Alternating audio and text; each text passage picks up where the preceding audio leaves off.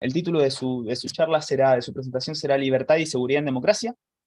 Él es abogado, es licenciado en Relaciones Internacionales, profesor de Ciencias Sociales, es posgrado en Seguridad, ex oficial del Ejército Argentino y es director de Visión 21, además de, bueno, de tener trayectoria en el ámbito privado, ¿no? Como con experiencia internacional. Él es Gustavo Semería. ¿Estás por ahí, Gustavo? Sí, acá estoy. Hola, ¿qué tal? Buenas tardes. Hola, ¿cómo estás? Muy bien, gracias. El tiempo es tuyo. Bueno, muchas gracias por esta invitación. Ante todo, feliz Día de la Independencia para todos, una fecha muy particular. Y les agradezco que me hayan invitado a hablar de este tema tan crucial y muchas veces confuso para quienes defendemos las ideas liberales. Así que voy a tratar de ser ir al grano lo máximo posible, porque el tiempo es escaso. Voy a empezar definiendo qué es seguridad, qué entendemos por seguridad. Seguridad es un estado de paz y tranquilidad necesario para poder ejercer los derechos individuales. Es la ausencia de peligros y amenazas. ¿Y por qué es tan importante para la libertad? ¿Por qué? ¿Cuáles son estos derechos individuales, entre otros?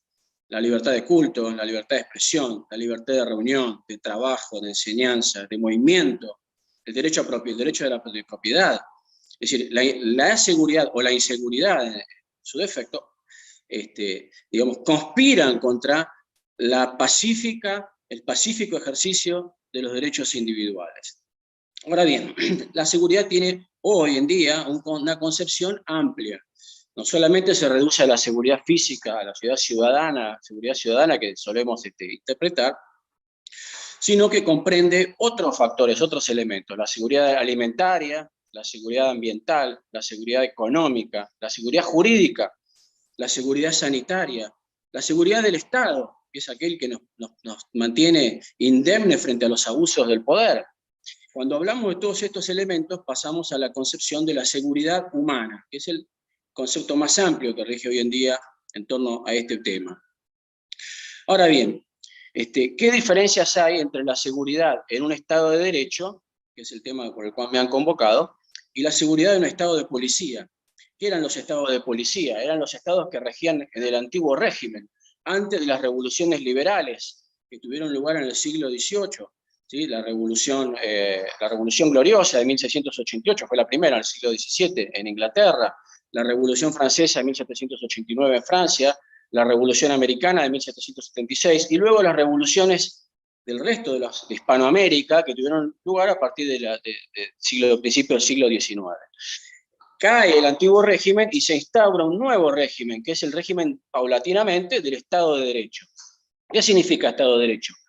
Que la ley tiene primacía y que incluso el propio Estado queda sometido a la ley, ¿sí? O sea, que el poder queda sometido a la ley. Hay un pensador fundamental en ese tiempo, llamado Cesare Beccaria, que es el gran modernizador del derecho penal. Y ahora vamos a entrar en esta materia en particular. ¿Qué dice Beccaria? Hasta ahora el sistema penal, el sistema de justicia ha sido un sistema irracional. Fue el sistema que rigió durante la Edad Media hasta el advenimiento del nuevo régimen, de estas revoluciones que yo comentaba recién. ¿Qué tenía de irracional este régimen? En que no existía una ley. Es decir, cada juez administraba la justicia según su parecer, de manera discrecional. No existía el derecho de defensa. La tortura era el medio principal de prueba, de confesión.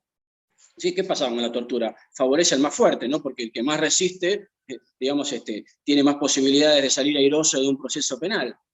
Existía hasta ese entonces un concepto religioso de la justicia, las famosas pruebas de fuego. Cuando uno dice, hoy en día decimos todavía meter las manos, yo meto las manos, pongo las manos en el fuego. Bueno, viene de ahí.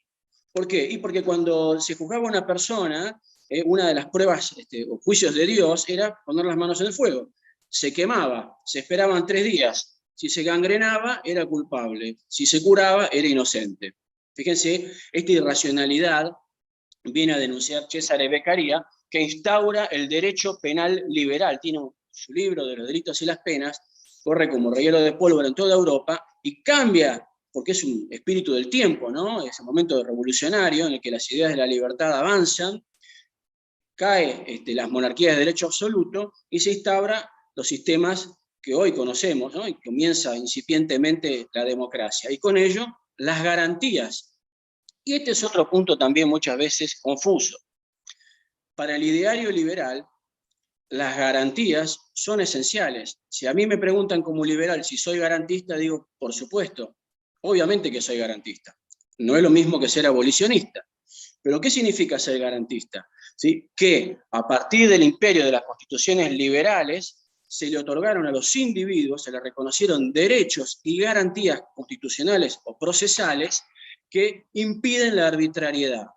Por ejemplo, desde esta reforma de Cesare Beccaria dice, bueno, los delitos deben estar previamente tipificados. Cada persona debe saber qué conductas están permitidas o qué conductas están prohibidas y la pena que conlleva. ¿Sí? Se establece la idea de la mínima intervención penal, es decir, el Estado se restringe su poder al mínimo necesario. Se corta y se termina con los abusos. ¿Qué es lo importante en el derecho penal o en las penas? El monto de las penas o la inexorabilidad de la pena y la prontitud de la condena. Bueno, Beccaria nos dice, no importa el monto, la pena puede ser altísima, que si no la cumple nadie, carece de efecto. Lo importante es que el individuo que va a cometer un delito sepa que va a ser atrapado y va a ser condenado, y pronto, y bien, con justicia. Lo mismo la proporcionalidad de las penas. Las penas tienen que tener una graduación, proporcional en función al daño que provoca el delito a la sociedad. Si nosotros pretendiéramos poner penas máximas para todo tipo de delito, lo que vamos a provocar es, indirectamente, que los delincuentes opten por el delito más grave. Total, la pena es la misma. Un delito menor, un delito mayor, cometo el mayor, por supuesto. Es decir, no le asigno un precio relativo y racional a la conducta. Se instaura el principio de inocencia. Es un estado de inocencia. Todos somos inocentes hasta que se pruebe lo contrario.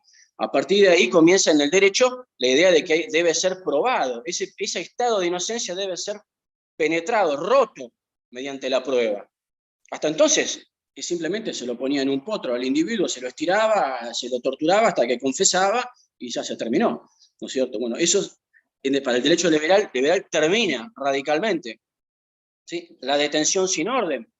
El derecho liberal nos dice, no, toda detención, todo arresto de un individuo debe estar precedido por una orden emitida por un juez competente. No puede detener el Poder Ejecutivo, no puede detener el Poder Legislativo, no puede detener la policía, salvo en flagrancia. Los arrestos y las detenciones deben ser emitidas por un juez. Son garantías, ¿verdad? Nadie está obligado a declarar contra sí mismo. Otra garantía muy importante que está en el derecho a la defensa, el debido proceso de un juicio justo, que debe estar precedido por una acusación clara, ¿sí? La prueba que se le debe presentar al imputado, el derecho de defensa con la mayor amplitud de medios, si yo tengo derecho a defenderme como sea, no estoy obligado a declarar contra mí mismo, y después una sentencia basada en la racionalidad. Antes las sentencias eran en base a la íntima convicción de los jueces, lo que le parecía, lo que sentían las tripas, la emoción que tenía el juez, condenaba y se terminó. Eso se acabó. El derecho liberal nos dice, no, la sentencia debe ser racional y debe poder ser revisada. Todos estos principios estamos hablando que vienen del siglo XVIII, siglo XIX. Entonces, cuando le preguntan a un liberal si está a favor de las garantías, sí, por supuesto. Si está a favor de que los delincuentes tienen derechos, sí, por supuesto, ciertos derechos, todos tenemos derechos, ¿verdad? Por ejemplo, esto que acabo de mencionar. ¿Por qué? Por dos razones. Primero, para proteger a los inocentes. La razón principal por la cual existen todas estas garantías procesales es para evitar los errores judiciales, las condenas injustas. Y en segundo lugar, aunque sea culpable, para que el culpable tenga la pena que corresponde, la pena justa. Entonces, estos son los derechos que tenemos todas las personas, inocentes o culpables. Esto debe quedar muy claro porque si no, hoy estamos en un mar de confusión. Ahora bien, ¿cuál es la función del derecho penal? Y esto atiéndanlo porque para mí es muy importante, voy a dar mi apreciación. Desde el punto de vista del derecho hay como dos corrientes, ¿no? La justicia distributiva y la justicia retributiva. La justicia distributiva habla de la famosa justicia social, habla de una distribución pareja de las cargas. Entonces, ¿qué ocurre? Uno dice, bueno, es la que prima hoy, ¿no? Llega un delincuente ante un juzgado y, bueno, uno ve los antecedentes de la persona, se ha criado en la miseria, con una familia disfuncional, estuvo viviendo en la calle, fue víctima de las drogas, vive en un ámbito de violencia. bueno, es esperable que ese individuo reaccione, no tiene medios dado ese ambiente en el que vive, se le dificulta mucho el sustento por medios lícitos, entonces lamentablemente cae en el delito. ¿Qué nos dice la justicia distributiva? Dice, bueno, acá, digamos, si el criterio es de justicia, le tenemos que dar una pena leve, o lo tenemos que, bueno, de alguna manera evitar la sanción, porque pobre tipo, ¿qué culpa tiene de haber tenido esta desgracia? Después está la justicia retributiva, que es la del palo, el castigo. Es decir, cometió un delito, no me importa, lo castigo. Si tenía razón o no tenía razón, si tuvo un problema familiar, si tenía una infancia atroz, no me importa, castigo. Y después está la concepción con la cual yo adhiero, que es una que se desarrolló a fines del siglo XIX, a partir del positivismo penal italiano, que dice que la función de la justicia o del sistema penal no es hacer justicia distributiva en estas características, tampoco es retribuir con un palo y una sanción, sino que es la defensa del cuerpo social. Es decir, el sistema penal, a mi criterio, y creo que es un criterio liberal razonable, tiene como función defender al cuerpo social. Es decir, está perfecto, podemos entender de que un individuo llegó a matar o a robar por circunstancias de la vida. Ahora, ¿qué tenemos que hacer? ¿Lo dejamos libre? ¿Lo devolvemos a la sociedad para que continúe con esa obra funesta? No, lo tenemos que aislar. Evidentemente tenemos que secuestrar al peligroso, aislarlo por el tiempo que dure su peligrosidad y reformarlo, resocializarlo en la medida de lo posible. No todas las personas son resocializables, pero las que lo son, hay que reformarlo, brindarle oportunidades y reinsertarlo en la sociedad. Esta para mí es una distinción fundamental. ¿Por qué? Porque ¿dónde está la justicia aquí? La justicia está en el debido proceso, en que ese reo, ese imputado, debe tener todas las garantías procesales para defenderse y para demostrar si es eventualmente inocente, o para que la carga de la prueba que está en quien acusa demuestre la culpabilidad y se arribe a una condena justa. Sí, ahí está el criterio de justicia. Ahora, la función del derecho penal no es hacer justicia distributiva, es proteger al seno, proteger al cuerpo social, como los anticuerpos protegen un organismo.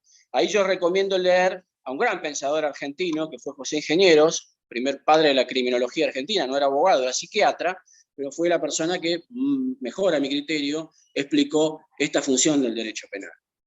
Ahora, el derecho penal, el sistema penal, como la palabra lo indica, tiene componentes. Hay que mirar un enfoque sistémico para que funcione. Tiene un componente preventivo, que está llevado adelante por la policía, tiene un componente juzgador, que es el sistema judicial, el Poder Judicial, que arregla una condena o una absolución, y luego tiene el sistema de la pena y el reformatorio, que es el sistema el servicio penitenciario y los patronatos deliberados, ¿no? Que tienen la función de resocializar. Si uno de estos ítems funciona mal todo el sistema. Si estos componentes trabajan de manera estanca y no intercomunicada, funciona mal el sistema. Es básicamente lo que tenemos en Argentina. Por un lado, la policía hace una cosa, desconectada de lo que hacen los jueces, desconectada de lo que hace el servicio penitenciario, que a su vez está desconectado lo que hacen los patronatos deliberados, que tienen la función de finalmente reintegrar al individuo. Entonces, arribamos finalmente a un sistema que no funciona, no da resultados. ¿Qué ocurre en Argentina? Aproximadamente 3 millones de delitos se cometen al año. 1,5 millones son denunciados, hay otro 1,5 millones que no son denunciados por diversas causas e integran lo que se llama la cifra negra del delito. Ahora, fíjense esta paradoja, sobre 3 millones de delitos que se cometen, la justicia penal emite apenas 30.000 sentencias condenatorias, el 1% de las promedio. De las 30.000, solo 20.000 son de cumplimiento efectivo, es decir, el 0,7%. Quiere decir que de cada 100 delitos cometidos, ¿sí?, solo 0,7 termina en prisión, solo el 1% termina con una sentencia condenatoria. Entonces, ¿qué dicen los abolicionistas? Como por ejemplo el doctor Zaffaroni, que en algún momento, en algún punto uno tiene que entenderlo, no se puede ser necio. Dice, bueno, pero si el 1%, castigar al 1% o castigar a 0 es prácticamente lo mismo. Yo no coincido con eso, ¿no? Yo creo que el sistema penal debe persistir, debe mejorarse y tiene una función de prevención general, disuasoria para el resto de la sociedad. Pero esta es la realidad. Con este ratio de juzgamiento y de condena, el precio de delinquir es baratísimo. ¿quiénes son los que terminan presos? Los ladrones, los más torpes, los homicidas, los más torpes, los que tienen menos cociente intelectual, los que dejan todas las huellas por todos lados, que son fáciles de atrapar. Aquellos delincuentes que tienen un poco de sofisticación, evaden perfectamente el sistema penal. Resulta completamente ineficaz. Bueno, y finalmente, digamos, el sistema carcelario, o sea, si nosotros queremos mejorar esto, ¿sí? Amén de que en el futuro se puedan, digamos, establecer otro tipo de tratamientos, llamémosle, a los delincuentes, lo que hoy se está poniendo cada vez más en boga, que es la justicia restaurativa. Hasta tanto logremos eso, quizá en un futuro, ojalá, quién sabe, mientras tanto tenemos que construir cárceles, y las cárceles tienen que ser sanas y limpias, como manda la Constitución, no para castigo, como dice la Constitución, sino para seguridad de los que están alojados en ellas. Es decir, hay que terminar con esta historia de que las cárceles son un tormento, porque entonces terminan siendo un factor reproductor de la inseguridad. Entra un ladrón de estéreos, sale un pirata del asfalto. Entra un principiante, hace un posgrado del delito en la cárcel, se reúne con otros maestros que le enseñan, y al día siguiente que está fuera, digamos, en lugar de reinsertarse, lo hemos agravado. Esta es la razón muchas veces porque existe la puerta giratoria, porque muchos jueces son conscientes de esto, pero dicen, pero si este tipo que robó una billetera en el subterráneo, yo lo mando preso, y bueno, de carterista pasa a escruchador, o después pasa a asaltar bancos. Entonces, es necesario invertir en prisiones de calidad, aunque cueste plata. Cualquier inversión en ese punto es barata. Cualquier inversión en el sistema penitenciario es barata. Finalmente voy a tocar tres temas que son voy a tocar muy rápidamente, pero son tres temas que hacen mucho ruido, que confunden el ideario liberal con el ideario de la derecha, ultraderecha, fascista, a veces conservadora, que son el uso de la fuerza por parte de las fuerzas policiales, la defensa propia y la tenencia y portación de armas. Muy breve. Uso de la fuerza por parte, ojalá me estén escuchando muchos policías. Punto 1. No se le dispara a un individuo en fuga. ¿Está?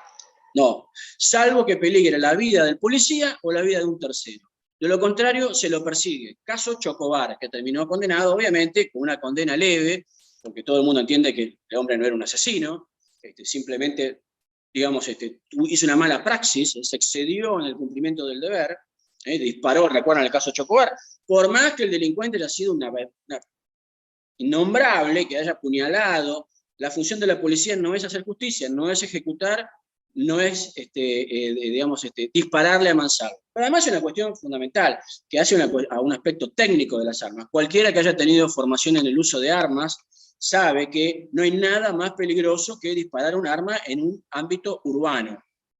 Los tiros al aire, los rebotes, pegan en algún lugar.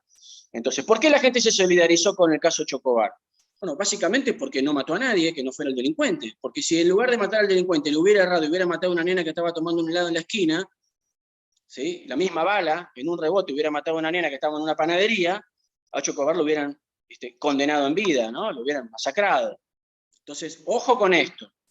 Esto, además, responde a los estándares internacionales del uso de la fuerza establecidos por Naciones Unidas desde el año 90. No se dispara a individuo en fuga, se lo persigue. Ocurrió un caso en Córdoba hace un par de años también, de unos chicos que venían de una fiesta, evadieron un control policial, y en lugar de seguirlos y detenerlos, dispararon a mansalva, mataron a un chico de 18 años que lo único que hacía era, se asustaron, porque aparte hay una cuestión, se puede cometer un error, uno no sabe, ¿cómo va a disparar de esa manera? El error puede cometer el policía, no está en conocimiento de todas las circunstancias. Punto 1, uso de la fuerza. 2, legítima defensa. El derecho prohíbe la justicia por mano propia.